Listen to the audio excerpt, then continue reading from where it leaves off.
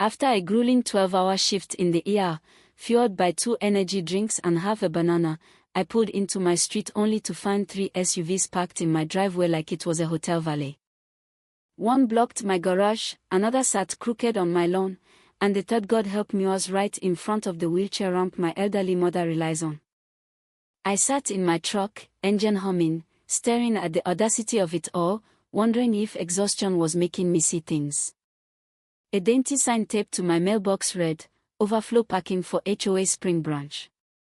Thank you, generous neighbor. Generous. I'd been out of town for 2 weeks, and nobody had asked me anything. Then I saw her, Vanessa Thornton, HOA president, straw hat perched, clipboard in one hand, mimosa in the other, smacking like she'd pulled off a heist. My driveway, my home, my mother's mobility, hijacked for her suburban circus. That's when I knew this wasn't about parking. It was about respect, and Vanessa was about to learn what happens when you push a man running on no sleep and a granite-hard grudge. I'm Nathan Brooks, an ER nurse who's seen enough chaos to stay calm under pressure. Maple Grove was supposed to be my haven, a quiet neighborhood where my mother could live comfortably, her ramp giving her freedom to enjoy the sun.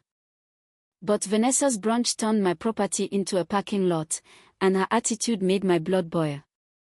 I stepped out, approaching the cul-de-sac where her HOA crowd sipped mimosas at tables decked with mini quiches, acoustic pop covers blaring from a speaker. Vanessa spotted me, her heels clicking as she strutted over.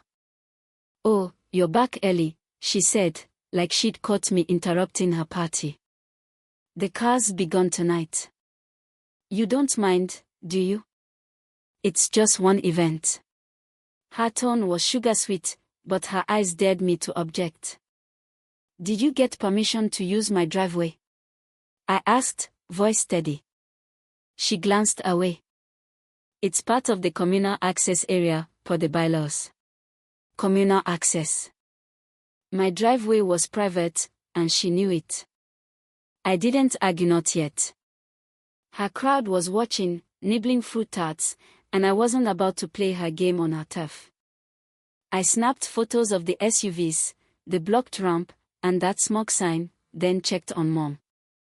She sat in her recliner, trying not to fuss, but I saw the strain. She hadn't been outside all day. "They'll move soon," she said. But it wasn't about the cars moving. It was about Vanessa assuming she could take what wasn't hers.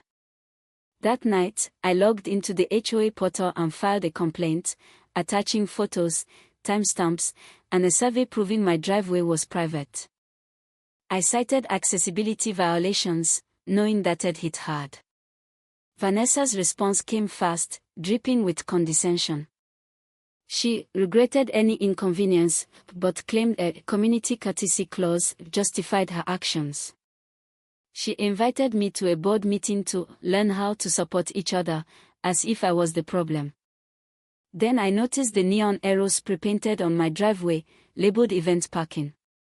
Washable chalk, sure, but it screamed official, like Vanessa was normalizing her takeover. I called the non-emergency police line. The officer said it was a civil matter unless I had signage to deter parking. The law wasn't on my side yet. Talking to neighbors revealed Vanessa's pattern: fake fines for flower beds, unnotified gate code changes, unapproved sidewalk art. Everyone was fed up but too intimidated to fight her legal-sounding nonsense. That's when I snapped, not with rage, but resolve. If Vanessa wanted my driveway, I'd give her a barrier she couldn't cross. I called Javier, my high school buddy who ran a top construction crew. Over beers, I laid out the plan: a legal, waist-high brick wall, permit-approved, disguised as a landscaping feature. Javier grinned. "Revenge that smiles back. I'm in." We planned it like a covert-op. I filed a city permit for a decorative boundary for erosion control, complete with a crayon-like sketch of flowers and solar lights. My zoning contact fast-tracked it in 24 hours. Using my handyman license, I ordered 500 red bricks, delivered Friday night via a flatbed truck that slipped through the alley, hidden by my fence. Vanessa almost caught me Thursday, squinting at my yard while I watered. Saw some materials on the app, she probed. I shrugged. Maybe the neighbors up the hill. Drainage issues.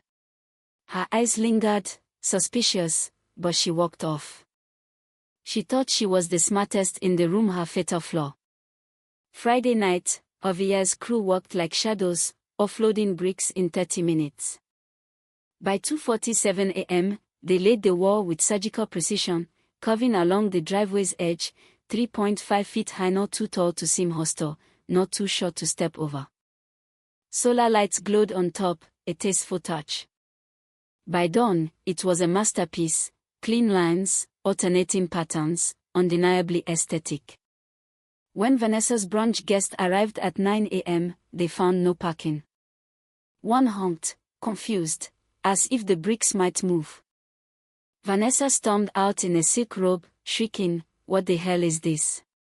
I handed her the laminated permit. It's a landscaping feature, fully approved. Her face twisted as she scanned it. This is an abuse. It's against the rules. I smiled. So is parking on my property. She called an impromptu HOA meeting on her lawn, ranting to board members and waving her phone like a weapon. I watched from my window as Bill, a retired engineer, inspected the wall, checking it with a level. "Beautiful work," he said, shaking my hand. "Cuts runoff. More should do this." Vanessa's screams echoed as she slammed her door. She posted on the neighborhood app, accusing me of disrupting the community aesthetic and creating an emergency hazard. Comments flooded in, "It's his property. Looks great. Karen, what about that bounce house blocking the fire hydrant?" The wall was a hit, neighbors snapping selfies, one delivery guy posing with pizza boxes. It went viral as the Great Vanessa Wall. Monday, a fake cease and desist letter appeared from Harrington and Sons, demanding I remove the hostel barrier in 72 hours. The phone number led to a vague voicemail, and the lawyer, James Harrington, didn't exist. My cousin, a real attorney, laughed at the Microsoft Word default font. "It's not enforceable, it's embarrassing." Vanessa had forged it, open-eyed cave. I sent it to the HOA Oversight Committee with neighbor statements about her fake fines. They launched an audit, suspecting fraud. I gathered 7 signatures for a special board meeting, tired neighbors ready to fight. Thursday's meeting was tense, the clubhouse packed.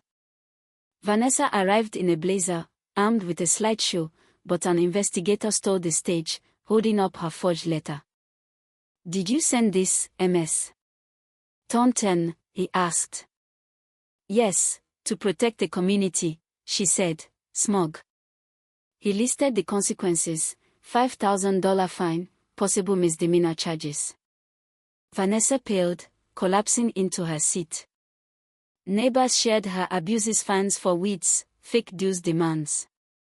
One elderly woman cried, recounting harassment after her husband's death. The board president declared, "You've misused authority and caused distress. You're suspended pending investigation." Applause erupted. The audit uncovered Vanessa's theft, $3,000 in HOA funds for her patio lanterns and sound system, disguised as community improvements. She'd approved her own expenses. She dumped manure near my fence, caught on camera, earning a $200 fine for illegal dumping. Her house hit the market 2 weeks later. She fled amid moving trucks, her reputation trashed. The viral manure video, edited with cartoon stink clouds, sealed her infamy. Neighbors voided her unmailed fines, one family bringing brownies in gratitude. Ellen, a retired principal, became HOA president, with me as vice president. We rewrote bylaws, banning forged notices and unauthorized driveway use, ensuring transparency. The wall became a community canvas, kids painted flowers, dragons, build love, not lies. A bench turned it into a gathering spot. A journalist's feature, the wall that stood its ground, sparked HOA reforms region-wide. Neighbors hosted potlucks, and property values climbed. As I sat by the mirror-covered wall, watching kids draw chalk art, a couple thanked me. "Your wall saved us." It wasn't just bricks, it was a stand against tyranny, proving quiet resolve and a legal permit can topple even the smugglers' dictator.